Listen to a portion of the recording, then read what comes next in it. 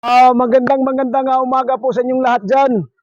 Continuous po tayo pagbablog dahil nakalabas po tayo sa schooling po natin. So ako po si Paul Pizzo ng Hapan Sons Game Farm from Surigao City, Surigao del Norte, Caraga Region. Yan po ang location po natin. Huwag mo nang kalimutan mag-subscribe, mag-like sa channel po natin. So mag-update po tayo mga idol. Nandito na po yung kakirelis po natin na tag 3 months old. Tingnan nyo. Malaki na po sila. 3 months.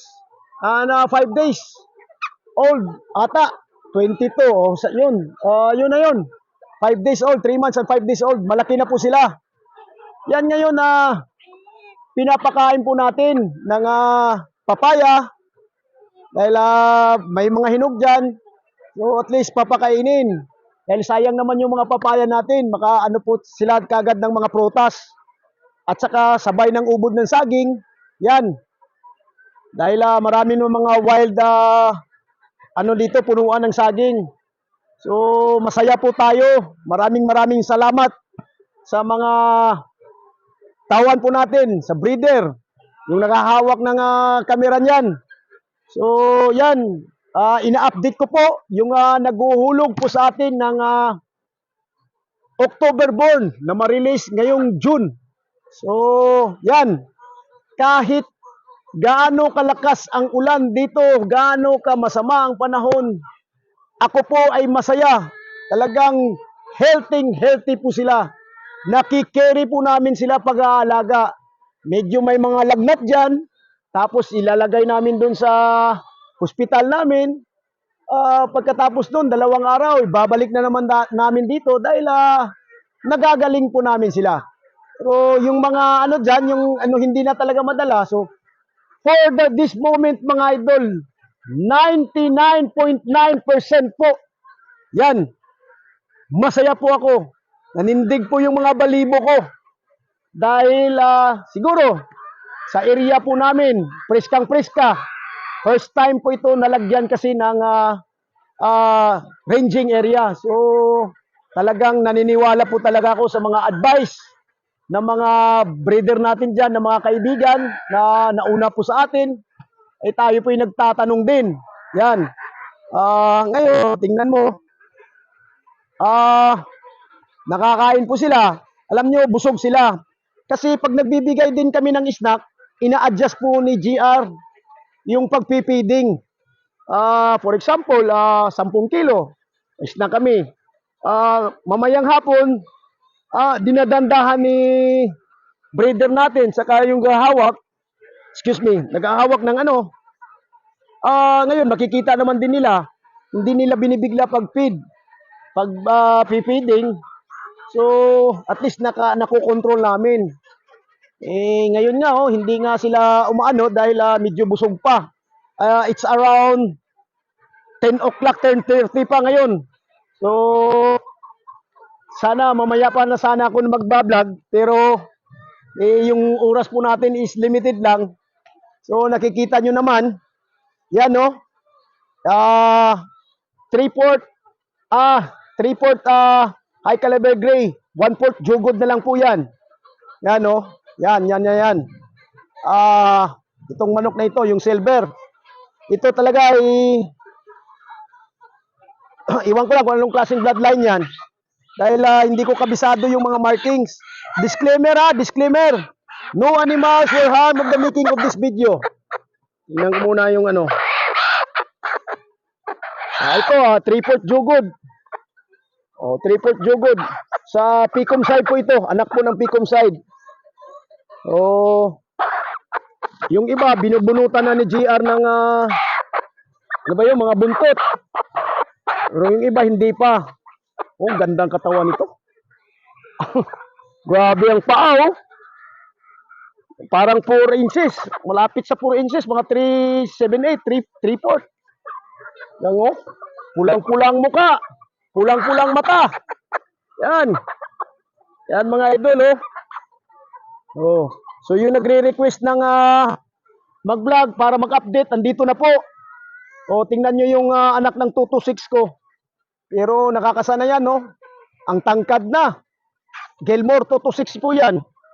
So, yung mga puti po natin na Slim Benoit Kelso, nandyan. Oh. Oh, maraming salamat, bro. Come here muna. Come here muna. Huwag kang tawa-tawa dyan. Give me 5.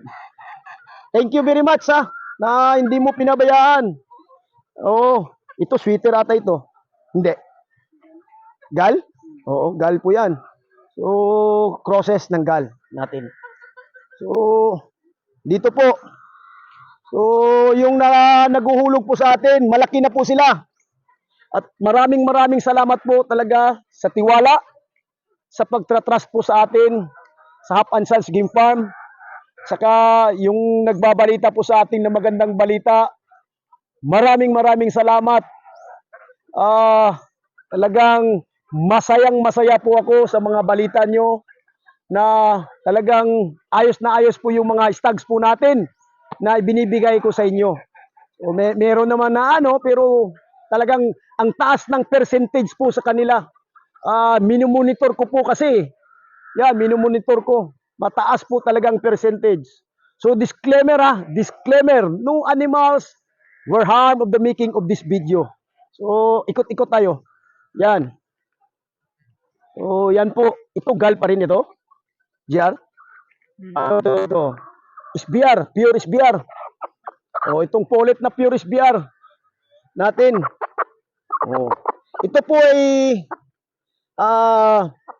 na lang sa yung pagpipipider pick nila, ito hindi ko maibibigay sa inyo. Sariling gamit ko na lang ito. Perfect naman. Wala namang problema, oh. Yan, oh. Tingnan mo. Sariling gamit ko na ito. Pero marami pa, marami. So yung kumukuha po ng SBR sa atin na may gusto ng streetcom, saka yung TCOM, yan. Oh, yung mga SBR po natin, oh, tingnan mo. Oh, yung mga sweaters po natin, high caliber gray. Yan. Masaya po sila sa ranging po nila. Pumapasok pag medyo malamig, pumapasok sila sa barn dahil mainit doon. Tapos lalabas na naman. So, talagang super. Super po talaga, super. Super ka talaga, GR. Thank you very much sa breeder po natin na masipag. Oo, sinipagan talaga niya. Tingnan mo, 99.9% hanggang sa namin dito. Pagbaba. Yun. So, itong natitira na mga tawag nito, mga BB Pollets Cockerels po natin, mga two-way cross na po. Two-way, may pure, may straight breed. Yan. Yan. Yan po ang SBR po natin, no? Na Pollet, BB Cockerel. Yan. Oo, ganun mo para makita po natin. Tayo po ay nagkukumpas ng pagbablog kasi babalik tayo mamaya. Mag-aaral. So bukas may klase. So kailangan tawag ng trabaho po. So ang ganda ito. Ano ba ito? GR. Ano ba ito? Ganda, oh. Puging-pugi, silver na. So yun ang ko po, kaya nga kumukuha po talaga ako ng super gray ni Michael Ian Espinosa ng Cebu City na may farm din sa Bacolod. Actually, taga Bacolod po siya. Tapos talagang sikat na sikat po siya sa tawag nito sa mga gray niya doon sa sa Cebu. Kaya kumukuha po tayo doon para itap natin yung ang kaso lang dalawang available lang na high caliber gray ko. So nagli-limit din ako na magre-release sa late born. So ayan. Ito ano bang binibigay mo na vitamins ito, J? Ionix? Ionix na? Oh, pwede na bigyan para at least magbibigay po tayo ng iron. Gamit po namin is Excellence. Excellence product po. Ang gamit po namin. So maraming salamat po sa Excellence na ganito po yung kinakalabasan at saka sa Bimig feeds. Yan, ganito po. Ang binibigay ko po na feeds is 3,000 lang. Integra 3,000 ang ibinibigay ko. So yung monthly deworming po ako, yung liquid Ano ba tawag nun, G? Yung sa excellence? Nakalimutan ko. Yung liquid ba yun? Yung liquid na pang-purga ba? O yun, gagamitin nyo. Magaling yun. Ah? Hindi, iwan ko. No, kalimutan ko. Sorry ha, sorry excellence. Nakalimutan ko. So yan, yan po ang resulta po ng bimig at saka nagko-combine ng excellence. Pero kahit gumagamit po ako ng mga ganun na vitamina, meron din akong probiotic na ginagawa ko, yung Tibicus mushroom probiotic. Yan ang sinasabi ko na pwede pang taong yung ginagamit ko, na araw-araw na ginagamit ko. At yung ang ginagamit din sa mga alagang manok natin. Alagang mga ganito. Tingnan mo yung kelso po natin, no? Super high station, balanse na balanse. Hindi sabihin na high station talaga, balanse po talaga siya. Yung nakikita ko na punkan dito ng mga pullet is 226 po yan. Oh, may mga yellow ligidats dito. Iwan ko lang. Ang daming raptor dito na mga pullets din. Alam nyo yung raptor ko, hindi nagbibigay. Hindi yung nagpa-raptor-raptor tayo, hindi nagbibigay ng ng male. Lahat babae. Pero okay lang, walang problema yan. Talagang kailangan mag-keep ako ng raptor po natin para makasave tayo. Total, maganda pa naman yung labas nila na yung pabalik, ganun, cross sa iba, ganun. So, tayo po kahit nag-aaral po tayo talaga ng kung ano yung pinakamainam na i-cross, yan, para i-maintain yung blood na nandito sa atin dahil kung taon-taon tayo ay nagbibili ng medyo magastos. Total pa pag makita po natin na yung natin, yung resulta ng pagmi-meeting natin sa breeding natin is maganda pa. So, stick muna ako doon. So, someday, somehow, makakuha na naman din tayo ng mga magandang materialis, pero the same blood. Hindi na po ako nagdadami talaga ng blood. Medyo yung magtatanong kasi ganito, na ba't marami daw yung blood ko? Kasi nagbibinta po tayo. Yan po ang negosyo po natin. Merong gusto kasi kumukuha ng gal, gustong kumukuha ng ganito, gusto kuha ng sweater, golden boy, 226, high caliber gray, jugod, ano pang bloodline natin dito, kelso, white kelso, red kelso, yan. So, doon lang po tayo may roundhead ako, yung Boston, yan. Ina-out ko na yung ibang roundhead dahil pagka sobra na dami ng roundhead is na lilito na po tayo mga idol. Parang baka mawala po tayo sa isipan kung anong kailangan i-breed, ang kailangan i-breed. So yan, ang minimintin ko dito, pinapadami ko is yung kelso at saka yellow legged hats para pang top po natin, pang top cross. Yan, para top cross natin sa high caliber gray natin, top cross natin sa 226 natin, mga sweaters natin, or else super brown red, yan. Yan po. So nakikita nyo, maganda po ang resulta po ng natin. Talagang masaya po talaga tayo. Araw-araw po tayo na masaya, hindi po tayo na-stress. Yan. Alam mo niya, dahil dumadaan po tayo sa stress moment ng pag-uumpisa po natin ng pagbe-breed. Hindi pa tayo gaano kabisado na mag-aalaga ng tawag nito, ng ganitong sitwasyon. Tingnan mo baka napila yan yung baka bumitay.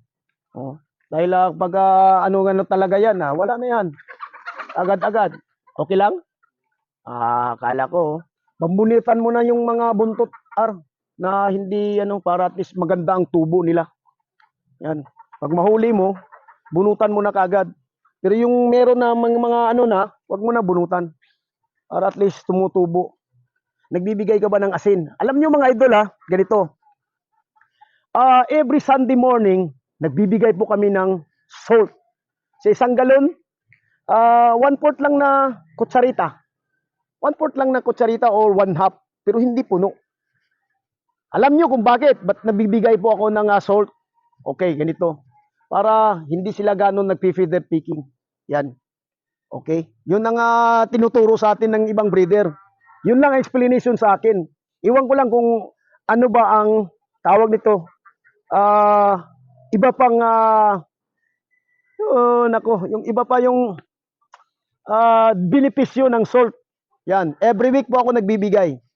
So, iwan ko lang kung nabanggit ko ba yan sa mga nakaraang vlog ko, pero talagang nagbibigay ako ng asin. Yan. Yung ordinary asin lang. Oo, kahit yung crack na asin binibigay natin. 'Di ba? Yung ano nga, yung kambing, 'di ba? Pinapaano ng asin. So, ito rin, pinapaano po namin ng asin. Walang sipon. Healthy. Yan, healthy po sila. Yan. Tingnan nyo. Yung iba nandyan sa barn. Oh. Nakikita nyo na yung mga sako dyan. Bimig user po talaga tayo. Dahil tayo po ay local endorser ng Bimig. Yan. Oh. Maraming salamat Bimig. Tingnan mo baka bumibitay talaga yung pakpak niya. Pagka nabalda yan, wala na yan. Iano na natin yan. Puro yan, purong Gilmore. Tingnan mo na yung markings. Okay pa? Baka na ano yan sa barn, yung nag-aano sila. So, yan po mga idol. Tingnan nyo. Maliit lang yung ano ko po, maliit lang yung tawag nito, yung ranging po natin, yung net, fish net. Isang rolyo lang yan. Yan, maliit lang. Pero doon, yung kasi marami-rami yung January born po natin. Yan po mga idol, medyo dalawang net yun. Yung dati kong linilagyan ko na. Dahil pinapahinga ko sila ng mga 4 na buwan ata, 5 buwan. May nakalabas na naman, no? Yung pero okay man lang yan, di ba? Yung nakalabas, J. Yung baka pure yan na high caliber gray. So, yan po mga idol. Nakikita nyo na yung nag-aabil po sa atin ng pahulugan system. Nandito na po, na-vlog po natin. 'Di ba? Pinaano ko po talaga sa inyo na always po tayo nag-update. Yan, nandito na. Sana always healthy po sila. Yan. Yung SBR po natin, tingnan mo, nagsama-sama na sila, yung kumukuha po ng SBR sa atin na straight comb, yan. Dahil may lumalabas po sa atin na SBR na Pcom side. So, ganun din sa 'di ba, sa Golden Boy may 5K lumalabas, may 5K, sorry. Lumalabas na Golden Boy straight comb. Sa 5K din meron din. So, yan din ang resulta ng ng ibang breed po natin dito na SBR. Punkan side ito, parang ganda ng SBR po natin. Ito talaga pure yan, na high caliber gray. Nakalaan na yan. Yan, yung kulay na yan, yung na yan. Iano mo yan? Yan. Yung mga silver looking is yun po ang 3/4 high caliber gray, 1/4 jugord. Yan, pang material po natin yan. Same price din, same price. Ako po yung nagsasabi ng totoo. Hindi po tayo dito, na open book po tayo. Kung nag-aas po kayo ng libro po natin sa mga markings, isi-send ko kagad sa inyo. Yan po mga idol. Hindi po tayo nagtatago dito. Kasi ito po ang business po natin. Kung baga walang dayaan. Dahil dyan po tayo kailangan na ma-appreciate nyo na yung ginagawa po natin.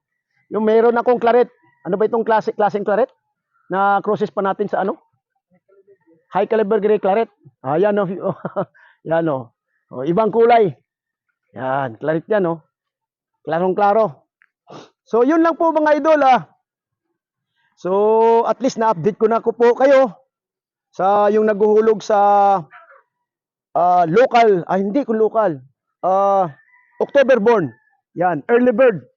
Mga idol, wala akong local na breeding. October, national and late born. So, na-vlog ko na din, na-post ko na din kanina, na-upload ko na yung late born natin na meeting. Nag-uuna na ako kasi nag-aaral tayo para makikita nyo. At saka tumatanggap na po tayo ng ng reservation. O dahil marami nang gusto magpa-reserve, hindi ko tinanggap. So ngayon, pwede ako magtanggap. Pero paunahan. Lalong-lalo na yung sa mga Red Kelson ni Sir B-Boy at saka sa Golden Boy ni Red Game Farm na may offspring siya. So medyo marami-rami yun sa Golden Boy.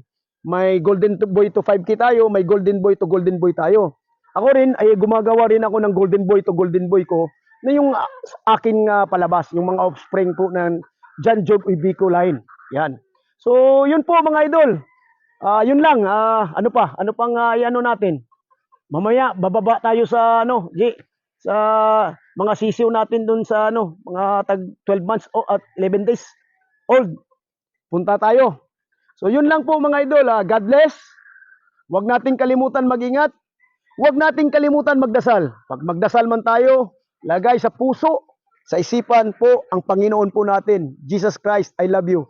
God bless. Good morning.